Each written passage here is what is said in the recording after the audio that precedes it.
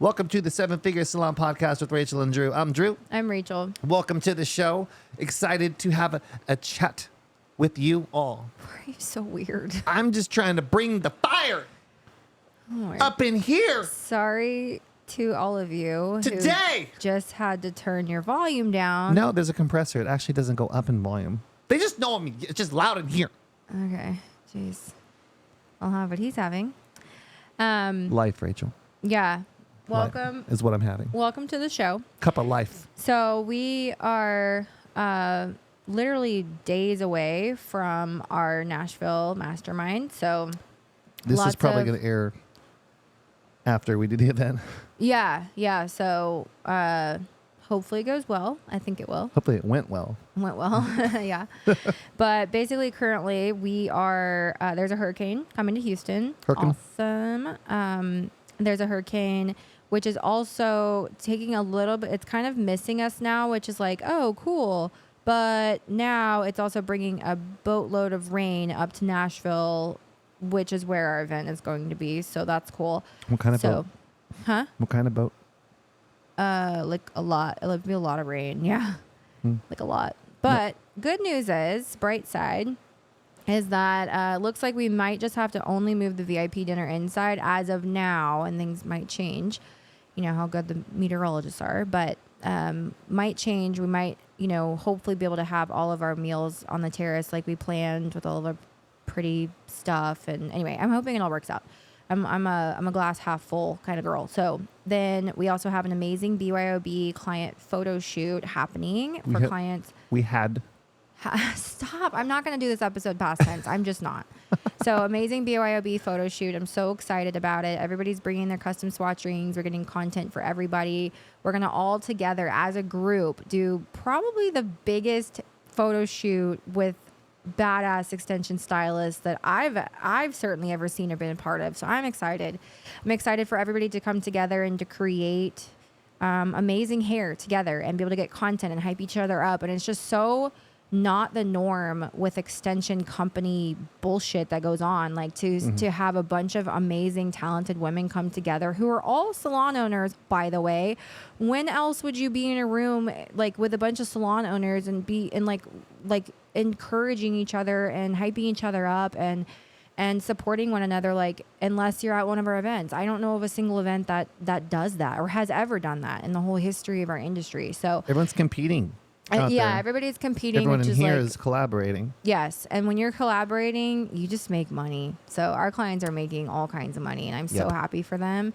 And, being able to change their lives. I was just on a call this morning with one of our clients, Emily, and we were talking about her profit. And we were talking about like when she first came into the program, like her company was doing like several $1 million in revenue, which is amazing on its own. Like that's very rare anyway to have, a business, a small business that even hits past the $1 million mark, let alone 2, 3, almost $4 million. And so now her profit is climbing past the 20% mark just since coming into the program. And I'm just like, I was just like, wait, what? Like, I was just so excited for her.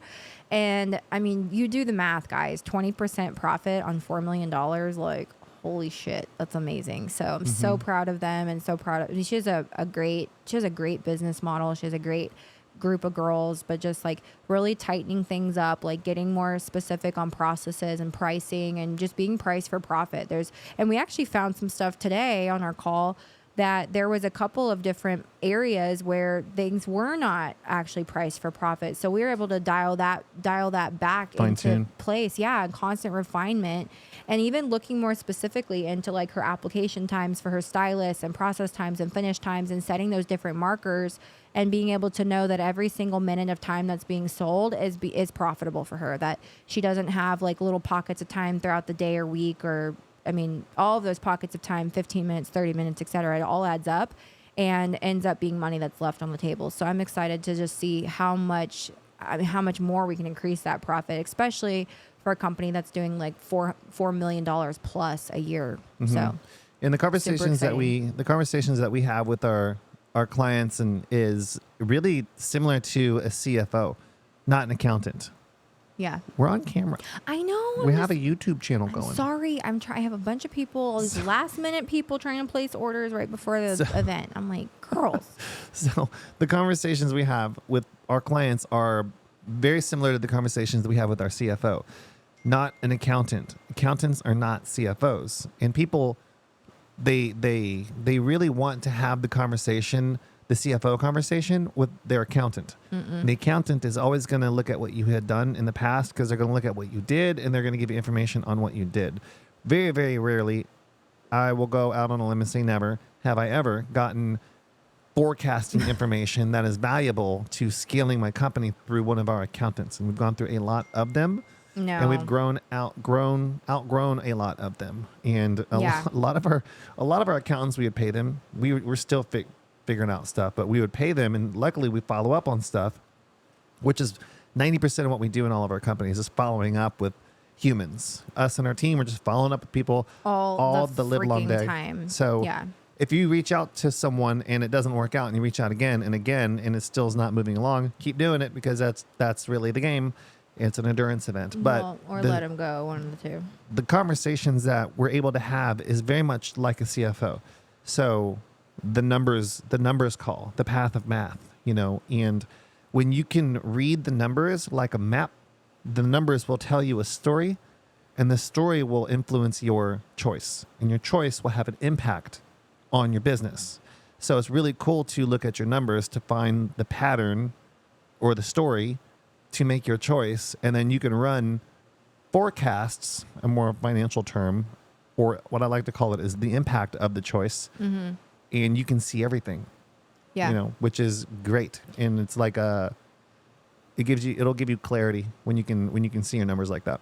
Your CPA or your accountant, like your bookkeeper, especially, they will never, their brain is designed, they're data entry people. That's pretty much what they are. Data entry, which is great, right? Because our brains are not like that. Like, I would rather die than sit there and categorize and sort and reconcile my books. Like, I would rather die. I'd rather not die and do the numbers. It's a little heavy for me. Well, whatever. So does not sound like a good time.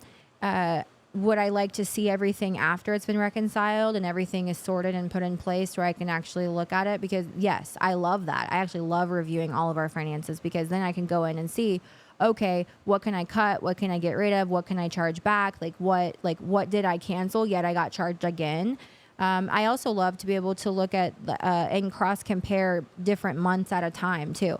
And I know that a lot of like CPA firms and accounting firms will literally do a side-by-side comparison of this month and then this month last year. I don't like seeing that on its own.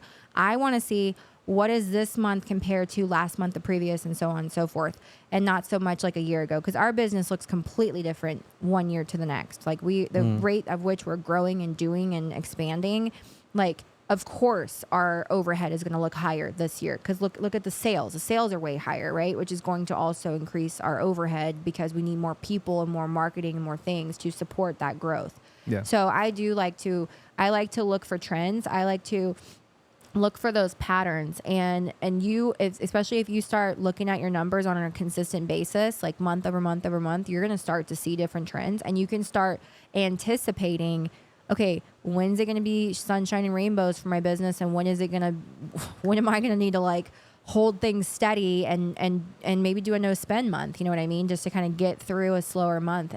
And it's always those J months, usually, at least for us, the January, June, and July, those are usually like lower months for us. Like, they're not like awful, but they're about $20K or so less monthly for the salons, I'd say. And then, but we know it's coming. We anticipate it coming. We even prepare for it coming.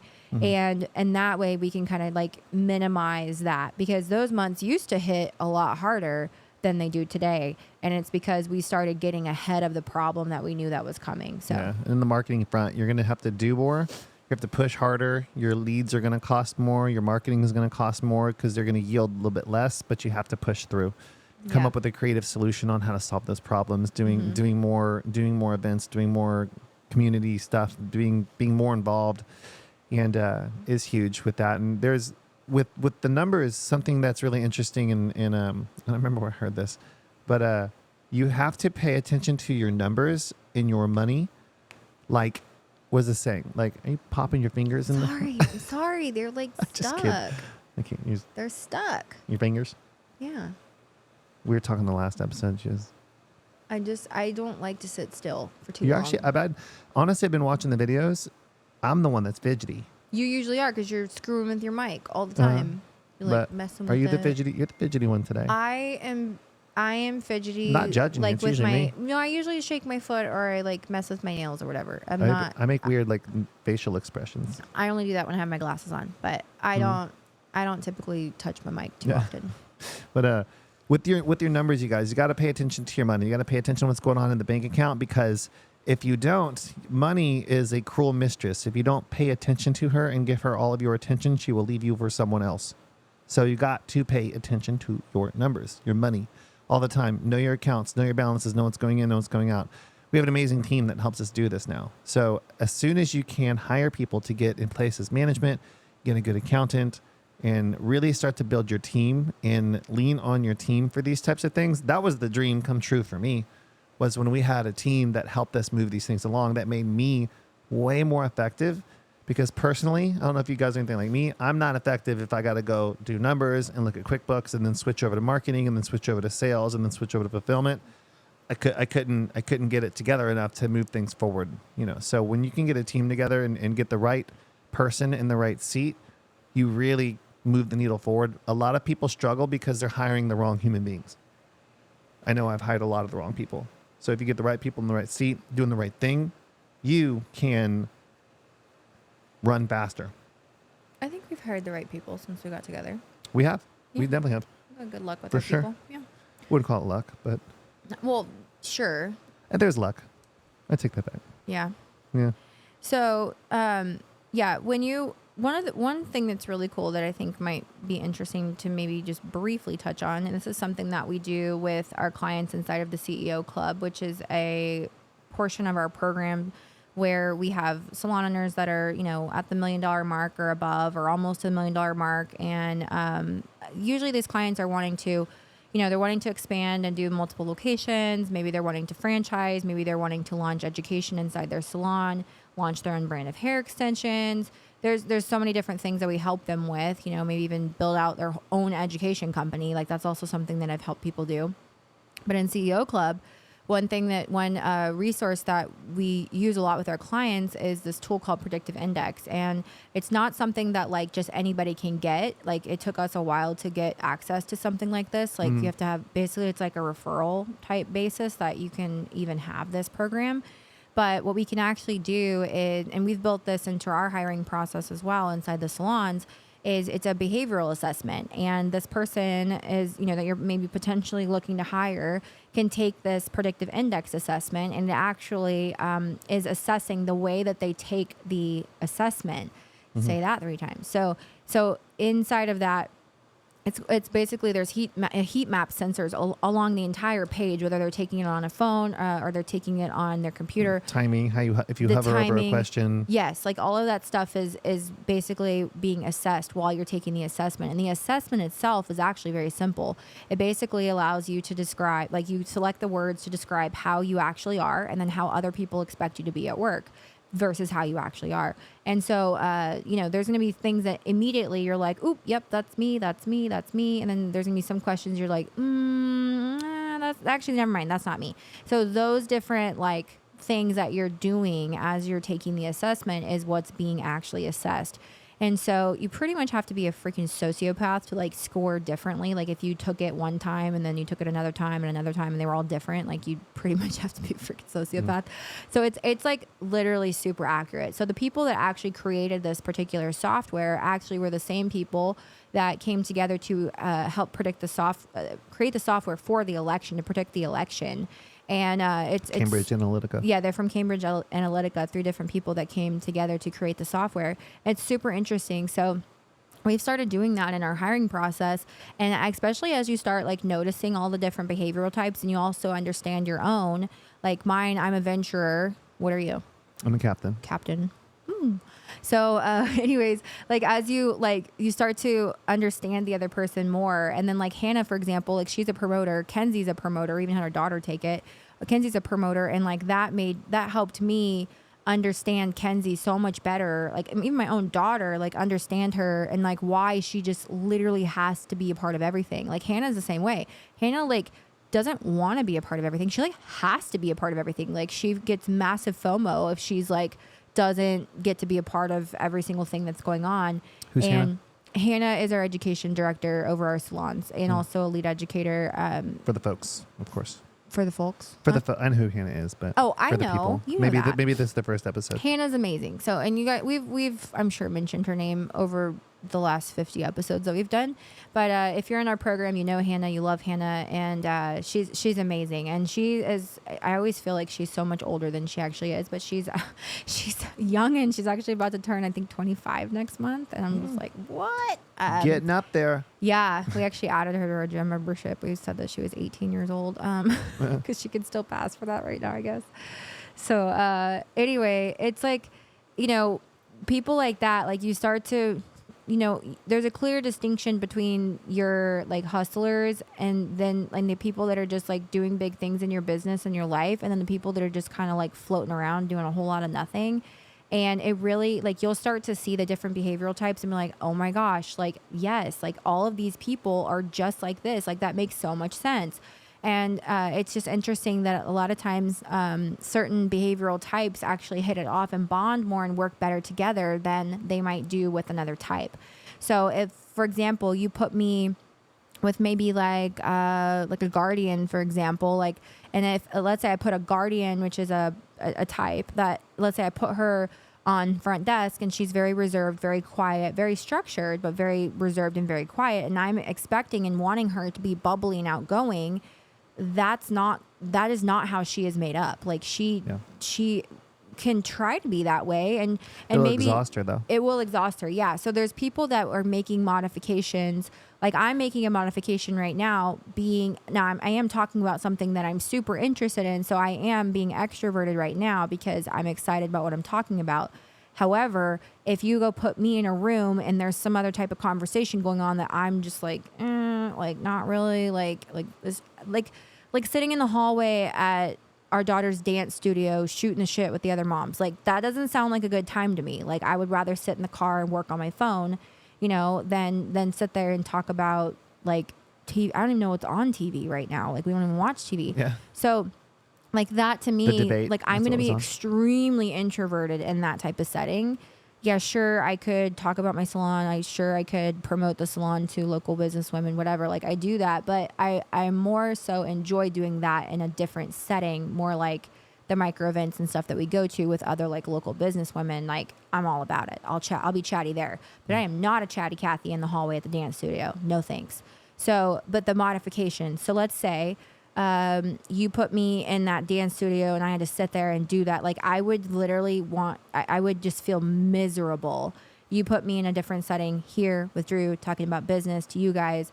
That sounds like a good time to me, instead of having to sit there and, talk about it is more so inauthentic, really, I think. Mm-hmm. And that's the thing that would wear me out, or others, is like them having to put on a hat that just does not fit. So the guardians are great though. Like Chloe's a guardian, Emma's a guardian. Like they're amazing, like awesome people. Very steady, very like reliable, always on time. You can count on them. They're going to do a good job. They're going to, double, triple check their work. Like self-starters, amazing. But like if I tried to get that kind of person to go be a chatty stylist, probably not a good fit, which is actually interesting because Emma actually decided not to go on and do hair, and she wants to go back to school and be able to do, like, she wants to be a teacher, you know what I mean? And so like that's something she's doing, but she's still working front desk and she rocks the front desk and she's great at it. In the sense of structure and stuff like that. She can turn on the extroversion, but then she wants to turn it right back down when the person walks out the door. So predictive index is really, really interesting. So if you're cool. a CEO club client of ours and you want us to run a report for you or set up a link for your entire team to take, and you can actually get the results and so can they, it's super interesting for everybody to learn more about themselves. And lastly, my most favorite thing about it, if I had to pick, was that you can do a relationship guide between two different types. So if you have somebody on your team and another person on the team that are having to work closely together, and there's like friction, or their things just aren't kind of like flowing the way that they might maybe could, you can actually put that behavioral type and the other one combined, and it'll give you an entire like 3-page report side by side of each type. And it'll actually put it like it'll discuss it like this. So it'll say like Drew and Rachel might experience conflict when XYZ. You know what I mean? And Drew and Rachel can actually resolve conflict better by doing 1, 2, 3. So it's just like it actually uses their names, and it's so interesting. And anyway, I'm just so glad that we have access to this thing, because we wouldn't. It's helped a lot. Oh my gosh, It's helped in a big way, almost but like confirmed things, like things that like it took 10 years of business to like start to grasp, like we about start to people. understand it. And what we did with that was we ran the predictive index and got to see what everyone is. And it's really quietly made a huge impact, because it wasn't like, oh my gosh, overnight we got this new thing, it's amazing.